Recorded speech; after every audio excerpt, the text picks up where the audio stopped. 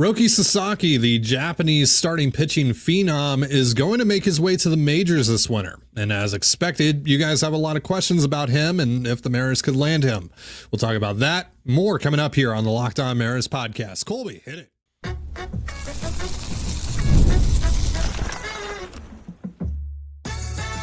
You are Locked On Mariners, your daily Seattle Mariners podcast. Part of the Locked On Podcast Network, your team every day.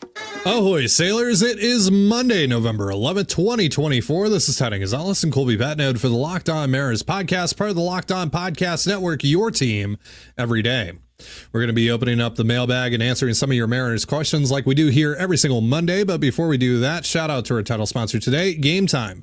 Download the Game Time app, create an account, and use the promo code LOCKEDONMLB. That's LOCKEDONMLB for $20 off your first purchase. And if you want to hear from me and Colby even more and help support the show, check out our Patreon. All you have to do is click the link in the description of this episode. And we're going to be kicking off Mailbag Monday here with a question from Chad. Wants to know, after Jim Allen's comments on Roki Sasaki not being a lock for the Dodgers and putting emphasis on development, do you think we have a strong pitch for him coming to Seattle? Yeah, they do have a strong pitch. I don't think they'll land him, but we'll get into that in a second here. So Jim Allen is a writer out in Japan. He spoke to someone apparently close to Roki Sasaki. There's an interesting quote in here saying, "We prefer he's in a smaller media market with a softer landing after the way he's been tarred and feathered by the Japanese tabloid media for 2 years." It's kind of interesting. So maybe that means smaller market teams like the Rays, the Guardians, the Brewers, maybe they actually have a shot, or maybe it's just smaller-ish than LA. Maybe it's like San Diego or San Francisco, right? So yeah, I'm still in the boat that the Dodgers or the Padres are going to be the ones that get Roki Sasaki. But again, I do think the Mariners have a very strong pitch. Obviously they, we've said this time and time again on the show. They have, if not the best, one of the best pitching development systems in all of baseball. And they have several proofs of concept for Sasaki to look at. What's your feel on Seattle and just Sasaki's situation in general? Yeah, he's going to be a Dodger. That's how I feel. I think, it's nice to say we like him in a smaller media market. Cool, but when you're on a team that, already has Ohtani on it, you're never going to be the primary focus of anything. So I do think that helps. And also, if you have an Ohtani, you have a Yamamoto, you have a couple of guys who have been through this, right? They've been through very similar, especially Ohtani, very similar type of situation where he's foregoing a lot of money if you just wait a couple years to come to the States early.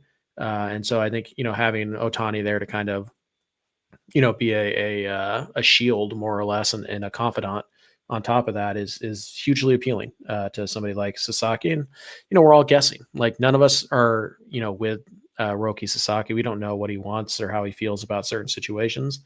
I haven't seen a player so heavily linked to one team like this in a long time, where it just everybody is essentially saying yeah, he's going to be a Dodger.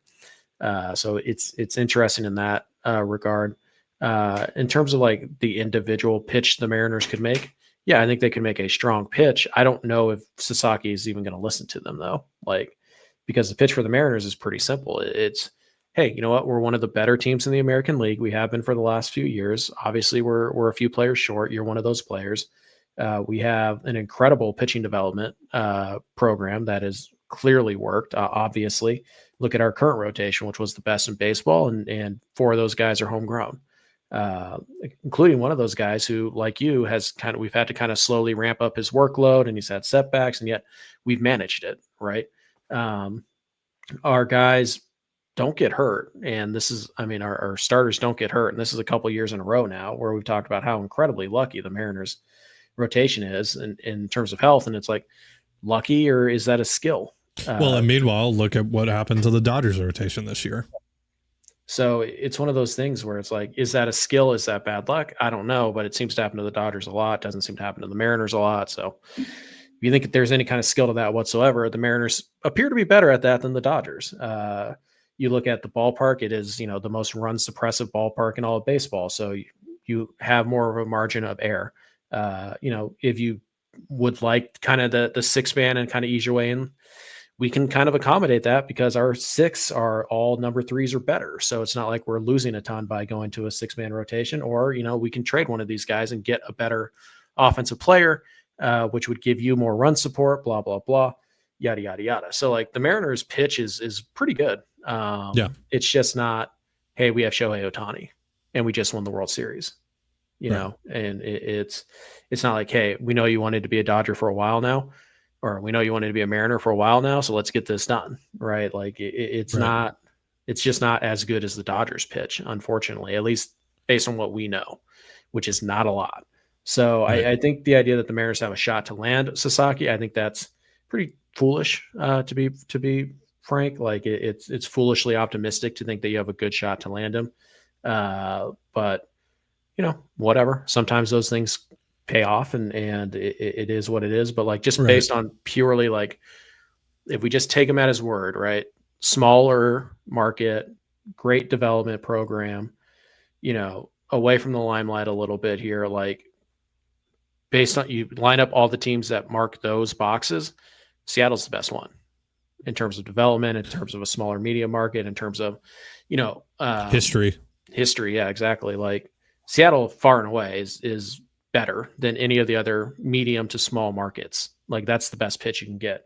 Does that ultimately matter to Sasaki? I doubt it, but we'll see. I mean, like the Mariners would be fools not to try, even though it's almost certainly going to be a colossal waste of time. They'd be foolish not to try because the dude is that good. And obviously, I mean, history with Japanese players, obviously not a whole lot of history of winning in Seattle, but yeah. No, but Seattle was kind of they weren't first. The Dodgers brought over Nomo a few years before the Mariners did, but Seattle was like one of the pioneers of bringing over players from Japan. And obviously they have a rich history with Ichiro and Iwakuma and Sasaki, and Yusei Kikuchi. And I mean, like they haven't done it a lot recently, and maybe that hurts them in this regard. But yeah, Seattle's pitch, like their actual pitch that they could make, is still pretty strong. It's just, are they going to be given an opportunity to make it, and do any of their selling points actually matter to Sasaki? Yeah. I don't know. Now, one thing we should keep in mind is the Mariners do tend to move in silence. We often don't hear things about them. I mean, like, there's still stuff that comes out. There's still stuff that, even Colby and I will hear from people that comes out of the Mariners organization, but it's a lot more rare than for some more other organizations. So them not being mentioned by the national media when it comes to Sasaki doesn't really from being like, oh, they're just out of it, right? I don't think they're going to land him, but there really is no risk in at least involving yourself here. And like I said the other day on Twitter, I think you have to be involved at the very least. You have to at least throw your hat in the ring here, because the potential benefits are massive of landing Roki Sasaki. Right. All 30 teams should be involved here. But it's one of those cases though, where it's like, this is one of those things that you should make, pretty well known, that you're interested in this guy, this generate, and you're looking to meet with him and all that stuff. You should at some point probably make that known. Otherwise, again, it looks like you're not even trying, even though we know, like Ty said, they don't telegraph everything they do. Most of the deals that they're interested in, we will never hear about. So, but this is a case where it's like, hey, we gave this a shot. He just didn't want to come here, much like they did with the pursuit of Ohtani was very obvious and very apparent. They should probably do something similar with Sasaki. But we'll see. You never know. I would say it's less than a 1% chance he comes to Seattle, but that's not zero. So, give it a shot, see what happens. All right, we're going to answer more of your questions here. We got a couple more about Roki Sasaki and some other interesting questions in just a moment. But first, a reminder, this episode of the Locked On Mariners podcast is brought to you by FanDuel. Get ready to tackle the NFL action with FanDuel, America's #1 sportsbook, because right now new customers can bet $5 and get $150 back in bonus bets if you win. The FanDuel Sportsbook app gives you everything you need to place live bets on the NFL all in one place. So when you get a hunch in the middle of the game, you can check out the latest stats, view live play-by-play, and so much more on the same page where you place your bets. Just visit FanDuel.com to join today. You'll get started with $150 in bonus bets if you win your first $5 bet. That's FanDuel.com. Never waste a hunch and make every moment more with FanDuel, an official sportsbook partner of the NFL. And you're listening to the Locked On Mariners podcast. It is Mailbag Monday, and we're answering your Mariners questions. Brandon wants to know if by some miracle the Mariners are able to land Roki Sasaki, which pitcher from our current rotation would be most inclined to flip for a bat, and any players in particular you target? Well, one thing that I think we should say here first and foremost is that if they land Sasaki, I don't think it's a guarantee that they trade one of the pitchers, right? Because we've talked about the workload when it comes to Japanese pitchers making the transition, and Sasaki's career high in innings is 129. So it might behoove the Mariners to just roll with a 6-man rotation if that's something that Sasaki wants, right? And that's going to be part of the pitch and the whole negotiation there. Right. I mean, it could start as a 6-man rotation. Then if Brian Wu has to go on the IL, you could drop down to a 5-man rotation. And when he comes back, you can, expand it. So yeah, it's not a guarantee that you would trade one of these pitchers. So even though you have the extra arm, again, in this hypothetical where you actually land Sasaki, if you have this extra arm, I still think that you have to be blown away to move that arm. I think that's how. Oh yeah, no, I'm now like if they land Sasaki, I'm not going to be like, oh yeah, now I'll trade Logan Gilbert for Tristan Casas. Like, no, like it's still the same conversation, right? When it comes to the pitchers, make me the Godfather offer. Yeah. Now, am I more open to like trading Logan Gilbert for Ketel Marte? Sure. Yeah, sure. Stuff like that. Yeah. Which one's more inclined to move? Which one do the Mariners want to move? Castillo. Yeah. Which one probably becomes more available than they are right now? I would say probably Kirby would be my guess. Yeah. I really think the Mariners like everybody wants the Mariners to extend Cal Raleigh. Like, fine, cool, whatever. That's fine by me. I'll get into that a little later. I think if you ask the Mariners, who's the player you most want to extend right now, I think they'd probably tell you it's Logan Gilbert. So I don't think Gilbert's going anywhere, but I could be wrong. That's a total guess on my part. Agreed, though. But I think the Mariners would most like to move Castillo, but obviously because of all the reasons we've already talked about, who's most likely to be dealt, I don't think they're going to trade Wu or Miller because that's kind of selling low on those guys. I think it's George Kirby is the guy. If they did. Now, I'm more open to trading Wu or Miller with Sasaki because absolutely. now you've essentially reset your timeline. You're more open to trading any of these guys if you land Sasaki. But I think the Mariners, I wouldn't be shocked at all if the Mariners had Wu and Miller like ahead of George Kirby in their pecking order. Sure. So yeah, I think Kirby's probably the guy whose odds of being traded would actually go up the most would probably be George Kirby. Seattle John wants to know, assuming Mariners sign their top international prospects, could they make a trade with another team for international money to sign Sasaki? I mean, they could, but I don't really think this matters because, again, Sasaki is foregoing $350 million or something like that in a couple of years here to just get out ahead of this and go to the majors now and get out of Japan now.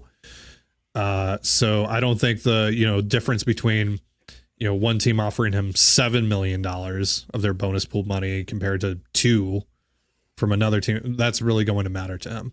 Clearly, this is all about getting stateside and getting his major league career going and finding the best possible fit for himself organizationally. Yeah. I'm sure he's got some, a nice savings account in his back pocket. And also, even though he's going to technically be a minor league free agent, minor league player when he comes over, he's obviously going to make the opening day roster and he's obviously going to be collecting league minimum, blah, blah, blah. So yeah, he's not going to be hurting for money. This isn't, a case where it's like the 16-year-old kid who has to take the most money because he's trying to take care of his family. This is a guy who's, 23. He's already a professional. He's got money in the bank already. So you could always trade for more money. And remember, the Mariners tried that way back when with Ohtani.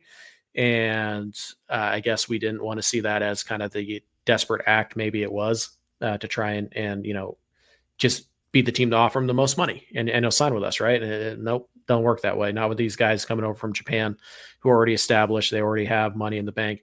And obviously a guy like Sasaki will be totally fine on like endorsement deals if he wants to go down that path. So they could if they have to or if they want to, but they certainly don't. I don't think the Mariners aren't going to get Sasaki through a lack of money that they're willing to offer him.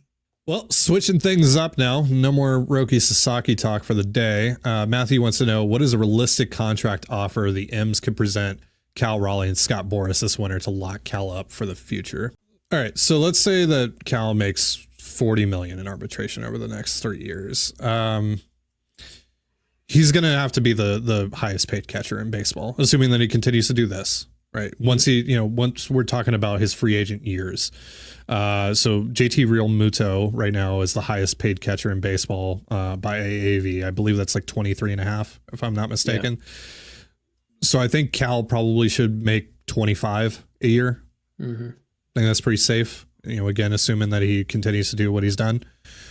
So like 6 years, 110, buy out his age 31 through 33 seasons, because you also, if you're the Mariners, you want to protect yourself here from, guaranteeing a whole lot of money to a guy, age 34, 35, 36, who already has a lot of wear and tear on his body at the most demanding position in all of baseball. So I feel like buying out 3 years of free agency works best for the Mariners. That's more of a win for Cal. This is why we talk. The Cal discussion is always very complicated because yes, you want Cal now as he is now, but Cal's also a guy who probably has the knees of a 30-year-old catcher already. But that also is, Scott Boras will spin that to say like, well, yeah, because he's so durable, he's so great. Like that's, and again, Boras in his head is like, yeah, he's got 30-year-old knees because you guys wore him into the ground and you need to compensate that for him. The fact that you probably shaved off a year or two at the end of his catching career because you overused him, blah, blah, blah. But we also have to keep in mind is that the reason the Mariners would want to do an extension is that it somehow benefits them. And that would mean saving some money somewhere along the line. So you look at like Realmuto making 23, he's not worth 23 anymore. So you kind of look at that and you say, well, like adjusted for inflation, that's at least 25 a year in free agency. So, but if he's not catching, Cal Raleigh is not a $25 million a year first baseman or DH. Like that's not a thing. So it's a very difficult conversation. And we say this every time it gets brought up. So like if we assume hypothetically that it's 3 and 40 over the next 3 years just to buy out his arm, right? And then 25 million per, I mean, you get to 5 years at $100 million or 5 years and $95 million or whatever. What's the benefit to the Mariners to not just wait those 3 years and then make a competitive offer when Cal is a free agent? Wait and see if his knees hold up. Wait and see how, the back's holding up and how the bat is holding up in particular as well. Like, why not just wait it out? So the Mariners have to get something from Cal to essentially pay him. I don't want to say before he's earned it, because obviously he's earned it. He's a great player, but you know what I mean? Like he hasn't put up the seasons to justify, the just getting your market value right now. Because that's not how it works. Because if we want to play hardball, we could pay you well below market value for the next 3 years. Like we're in no rush to get this done. So we have to get something in order to give you more guaranteed money up front right now, because it's a risk for the Mariners to give a catcher a big extension. So it's a really tough conversation. The number I came up with is I think like 5 and 80, 5 or 6 and like 100, I think is probably what the Mariners would be comfortable with.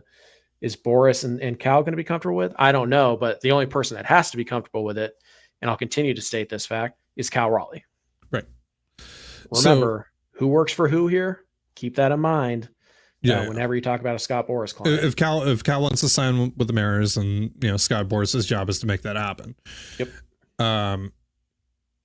So I think the most that I'm willing to go is 6 and 115. Because again, once we started talking about age 34, 35, 36, and we're starting to, we're talking about $25 million a year, I have major concerns about what Cal is going to be able to do and not do by that point. I'm pretty concerned by any catcher over the age of 30, quite frankly. But like Real Muto is not aging well. Like that's already started. Wilson Contreras, I think, is the second highest paid catcher. I think he's making $18 million a year. He's already moving to first base. Like, yeah, Joe Mauer had to move to first base. Buster Posey had to move to first base. Salvador Perez. Salvi is the second highest paid. Yeah, that's a mistake. Like he barely catches. Like he catches like half the games. Like, and then he just DHs and plays first base. So that's the path you're on with Cal. So you do have to be careful. We could do a whole probably hour show on Cal Raleigh's extension and just the ins and outs and why it makes sense, blah, blah, blah, all that stuff. So I don't know. That's why, to me, like the Cal extension, not that high on my priority list if I'm a Mariner, if I'm the Mariners. I understand why fans want it done, but it is undoubtedly risky to do it. It's also a little bit risky not to try and get something done. So yeah, it's a tough spot for both, player and team because of the position he plays. But yeah, my guess is, the Kyle Seager extension from a few years ago. It was 7 and 100. Mm-hmm. I think Cal probably wants $100 million. And then for the Mariners, it's just like, okay, do we want to do that over 5 years? Probably not. Do we want to do it over 6 years? Well, now is 6 years too much for a catcher? Blah, blah, blah, blah, blah. So, all right, we are going to be answering a few more of your questions here in just a moment. But first, a reminder: this episode of the Locked On Mariners podcast is brought to you by Game Time. So I used to live in New Mexico, and down in New Mexico, there are 0 pro sports teams, and a lot of bands and artists that I listen to skip going there more often than not. So when I moved to Toronto, where there's a baseball team, a basketball team, a hockey team, even a soccer team, and there's great music being played every night in the city, I was right in my element. When I want to catch a ball game or my wife and I want to see a band, I always get my tickets through Game Time. And that was the case well before Game Time sponsored our network and before I even joined the network, because it is truly the best ticketing service out there, hands down. I truly believe that. And now it's getting even better thanks to Game Time Picks. Game Time Picks filters out the fluff to show you only incredible deals on great seats, so you don't have to waste time searching through thousands of tickets. I can just go on the app, it'll show me the best deal right away, it'll show me the exact view I'll have, and most importantly, it'll tell me exactly what I'm going to pay with Game Time's all-in pricing, so there are no annoying little fees that pop up at the last second. Take the guesswork out of buying tickets with Game Time. Download the Game Time app, create an account, and use the promo code LOCKEDONMLB, that's LOCKEDONMLB, for $20 off your first purchase. Terms apply. Again, create an account and redeem promo code LOCKEDONMLB for $20 off. Download Game Time today. What time is it? Game Time. And you're listening to the Locked On Mariners podcast. It is Mailbag Monday. We've talked a lot about Roki Sasaki and just talked a little bit about a Cal Raleigh extension. Now let's talk about Dylan Moore. M's to the Moon wants to know. And by the way, M's to the Moon, their on Twitter is at Colby's Burner. You got something you want to tell us, Colby? This is an imposter. I would never use a burner. Says the guy that has 3 Twitter accounts, technically. And my name is on all of them, right there in the bio. Sure. All right, M's to the Moon wants to know, Dylan Moore's contract is up after this year. Who, if anyone, do you see in the organization that can fill this quote-unquote utility man role he provides for the team? My mind instantly goes to Ben Williamson. What about you? Yeah, I mean, it'll be different. Obviously, like, Dylan Moore is let's say unique in how he provides value to this ball club. But yeah, Williamson, I mean, you kind of want a guy who could play shortstop. Williamson, probably more of a fake it type of shortstop than like an actual good one. But that's kind of what Dylan Moore is too. Dylan Moore's not like a great shortstop. He's just fine over there. Leo Rivas showed some things. Again, it'll look different, but Rivas, if he survives, Austin Shenton, who also maybe honestly, this is where Cole Young could find a little bit of this job himself, depending on what the Mariners do at second base. Obviously, it would be much more of an everyday utility type of player than what like Dylan Moore's preferred role is. But I think Williamson is a guy who jumps out right away. Most of the Mariners infield guys who are relatively close, more everyday types than they are utility types. And so, like the Jake Slaughter types, like, who cares? I think Williamson's the guy. And then maybe Rivas, but I don't know if Rivas is going to be around long enough to fulfill that role. So, and I know people are probably saying Ryan Bliss right now, but I just don't think he has the arm to do it. Like, I don't think he has the arm to play short. I don't think he has the arm to play third. And I don't think he has the arm to play in the outfield. I mean, he's certainly athletic enough to run down fly balls and whatnot. And you stick him in left field, like whatever, arm's not that important in left field. You played with worse. So yeah, Bliss is certainly athletic enough. And we know that they had him out there shagging fly balls in the outfield. Right. They were going to at least try it at some point, but they never did. Right. I think what's more than likely to happen is that the Mariners find another Dylan Moore in a different organization. But if it is somebody from inside the Mariners organization right now, then I think it's Williamson, and then probably Bliss, Rivas, something in that order. But I think, what the Mariners will try to do is they'll just try and find another Dylan Moore. If we found him once, we can find him again, type of thing. I guess it's possible they could also re-sign him, but if you're Dylan Moore, you probably want like Isaiah Kiner Falefa money. You want to give a utility man $7 million a year if you're the Mariners? No. Next question here from McGuire. It's our first question from Blue Sky, by the way. Are there any potential 2025 bullpen arms in the Mariners system outside of Hunter Cranton? Do any of the starters in the lower levels have mid-leverage bullpen potential at the very least? I would say out of the guys that they just drafted, I would also throw Brock Moore in there, the guy that they drafted out of Oregon. I think he could be a pretty fast riser as well. I'm kind of intrigued by how Brandon Garcia's stuff might play out of the bullpen. Yep. Cutter, slider. Yeah. Lefty. Mm-hmm. So, I mean, they already tried it with Logan Evans and they were like, nah. So he's not an option. And I don't think Morales would play well out of the bullpen either. So, no. Garcia is the guy out of like the big three, quote unquote, of the starting pitching prospects in the Mariners system right now that I think could actually do it and be pretty interesting. Yeah, this is where a guy like Ty Cummings would have come into play if he wasn't traded. He's middle relief type guy. Like the Mariners drafted a bunch of like middle relief types a few years ago and tried to keep it, like Ryan Hawks is a guy that comes to mind, and starting just didn't work for him. So, this is also where a guy like Brody Hopkins would have come into play easily. But I think of like the name starter, like the top 30 Mariners prospects of all the arms on those lists that could make an impact out of the bullpen this year. It's Garcia is the one who's most likely to do it. Who's, a starter. Like Cranton and Moore, they're not starters. They are bullpen guys. So I think if you're looking for a starter in the Mariners system who could play up in the bullpen and help them towards the end of the year, right now, I think Garcia is the top guy for that job.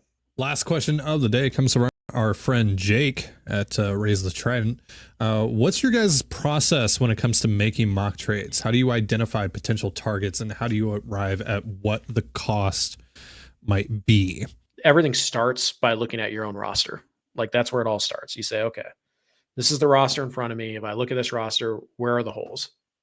And you go and you try and fill in the holes and you try and find players who are available. You start with teams that, traditionally have limited budgets and you look for more expensive players and you can kind of start to add guys. Like typically what I do is I just have a list and it's anybody I can think of that might be traded. I put them on a list and then I just kind of go down the list and I'm like, okay, does this guy make much sense? Yes, no, for these reasons, toss him off the list. And you just kind of prioritize all that stuff. So I mean, like mostly I'm serious when I say like, I'm just guessing, like it's just guesswork because I do actually put like real like effort into it. I'm not pulling players out, but mostly it's like, this guy could be available and these are the reasons why he could be available. He's similar to this guy who was traded for X. What are the differences? So it's X minus Y or X plus Y, whatever. And then you just kind of throw it out there and maybe you're way off. Maybe you're in the ballpark. But yeah, it's, it starts by looking at your own roster, and then just starts by identifying talent, and then kind of like culling your list to be like, this guy doesn't work because he's making too much money. This guy doesn't work because he's on a great contract, and that team's probably not going to trade him. And it's not like those guys never get traded, but you just kind of try and whittle it down to most likely to happen type of guys, and guys that you think, could be a fit on your roster. And then it's, hey, do we have a fit do we have players in our system that make sense for them? Right. You always got to think about what the other side's getting to. And that I think is lost on a lot of people, because when a lot of people try to come up with trades, they only focus on like what the Mariners are getting, and they want to get that for as little as possible. And it's like, no, we don't want to do that. We're not trying to give up as little as possible. We're trying to give up what it takes to get the player, or what we in the ballpark of what we think it takes to get the player. That's the important part to make good trades. Consider what the other team is getting. Not just ask questions. Ask questions. Right. And the other thing that I would add here is that for me, especially over the last couple of years of us doing like the off-season plan or like trade deadline plans, I'll try and consume content from other teams, podcasters, bloggers, media members, etc. See what they're talking about when it comes to, the players that I'm very seriously interested in and considering to, put in those plans. Or if I have a, connection within one of those, team spheres, whatever you want to call it, I'll reach out, right? And I'll ask. Just like, hey, like, what do you think about this guy? Is he actually, could he actually get traded? What do you think about the Mariners? Right. Is there something on the Mariners that you think they would be interested in? All that. Takes two to tango in any trade, minimum of two guys to tango. So you have to consider both sides. Okay. So I totally didn't forget that Top 5 Tuesday is tomorrow, and that we needed to spin the wheel. That's why I totally mentioned it at the top of the show. Right, guys? Right. So this week, it's Colby's turn to take on the Mariners topic of the week. And as you can see, we only have 3 options left on here. We're going to need to brainstorm some more. So let's see which of these 3 options you get for tomorrow, Colby. Love those sound effects. So good. Looks such like trade chips. Top 5 trade chips on the Mariners. It has so many qualifiers to this. Yeah, you're going to set so many parameters. You have to. And now it's my turn to spin the wheel for the end of the show topic, the silly topic. We're considering some names. What was it? Your cousin reached out to you the other day? Yeah, you call the serious wheel the helm, like the ship's, like the captain's wheel. It's called the helm. Yeah. And I thought because this one is silly, we could call it the Ed Helms. The Ed Helms. Okay. Sure. Let's spin the Ed Helms here. See what I get. Yeah. Who also likes boats? Baseball movies. Ah, you suck. That's a good one. Do you want me to save it for you? I can respin. No, it's fine. I mean, like, I feel like that would go against the wheel. Sure. Yeah. We can't disobey the wheel. That's not an option here. So there you go. We have our topics for tomorrow's episode. So look forward to that. Top 5 trade chips in the Mariners organization coming from Colby. Top 5 baseball movies coming from yours truly. Also, the Mariners signed a minor league free agent, Donis Medina, right-handed pitcher. So that's kind of interesting. Former top prospect. Yeah. First notable-ish move of the offseason for the Mariners. So there you go. So that's going to do it for our show. Thank you so much for joining us here on the Locked On Mariners podcast. For Colby Patnode, I'm Titan Gonzalez. Be sure to give us a follow on Twitter at LO_Mariners. You can follow me at Titan Gonzalez and Colby at CPAT11. That's CPAT11. We're also on Blue Sky. You can follow me at TDG, Colby at MLB Colby, and the show at Locked On Mariners. Have yourself a beautiful baseball day, and we'll see you next time. Peace.